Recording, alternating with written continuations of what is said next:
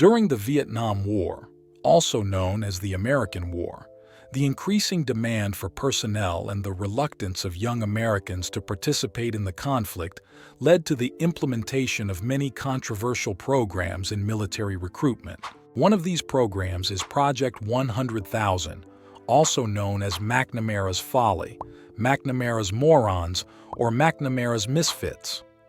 In this video, we will discuss how American officials believed they could address personnel shortages during the Vietnam War by recruiting individuals below mental and physical military standards. Initiated in 1966 by Defense Secretary Robert McNamara, Project 100,000 aimed to recruit individuals previously below standard military criteria, both mentally and physically. The project aimed to help recruits acquire new skills and facilitate their easier integration into society. McNamara believed that he could raise the intelligence of individuals through the use of videotapes. Additionally, he was convinced that he could achieve success in the Vietnam War by employing advanced technology and computerized analysis. Presented as a response to President Lyndon B. Johnson's War on Poverty, with the aim of providing training and opportunities to the uneducated and economically disadvantaged, the enlisted men were designated as New Standards Men, or derogatorily, the Moron Corps. The reported number of soldiers recruited through the program varies, ranging from over 320,000 to 354,000, comprising both voluntary 54% and draftees 46%. The recruits were accepted into the program if they scored above the lowest 10% on the Armed Forces Qualification Test. The criteria were notably relaxed, with many NSM having low educational levels and various physical conditions. More than 80% of NSM were high school dropouts, around 40% read below a 6th grade level, and around 15% read below a 4th grade level. Project 100,000 comprised soldiers who faced challenges such as language barriers, low mental aptitude, minor physical impairments, and variations in weight. Additionally, a distinct category consisted of a control group labeled as normal soldiers. Each category was marked in the soldiers' official personnel records with a prominent red letter stamped on the first page of their enlistment contracts. Human resources offices were tasked with preparing monthly reports on these groups, submitted to the Department of the Army.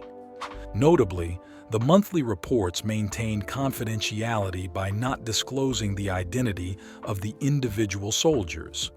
While McNamara intended for NSM to receive equal training and access to advanced technology, the reality fell short of expectations.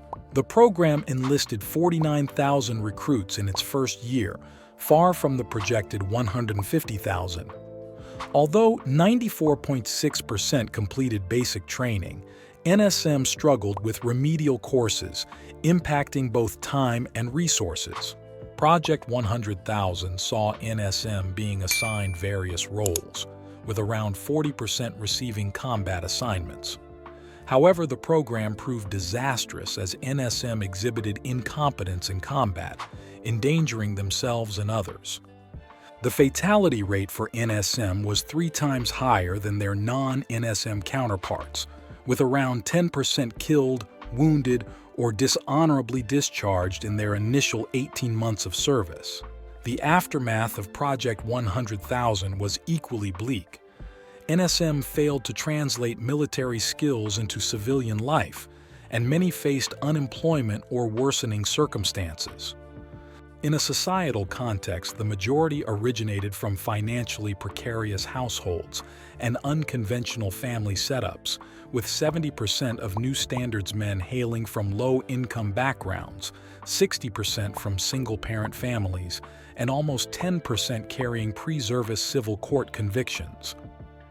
Considering these statistics, Robert McNamara's stated objective of providing an opportunity for America's economically disadvantaged to earn their fair share of their countries and return to civilian life with skills and aptitudes appears somewhat rational, at least in theory. Despite McNamara's claims, the program did not address societal issues as intended. Analyses of Project 100,000 participants in comparison to their non-veteran counterparts revealed that, concerning employment status, educational attainment, and income, non-veterans exhibited superior outcomes. Veterans were more prone to unemployment and tended to possess notably lower educational levels. Additionally, veterans were more likely to have experienced divorce.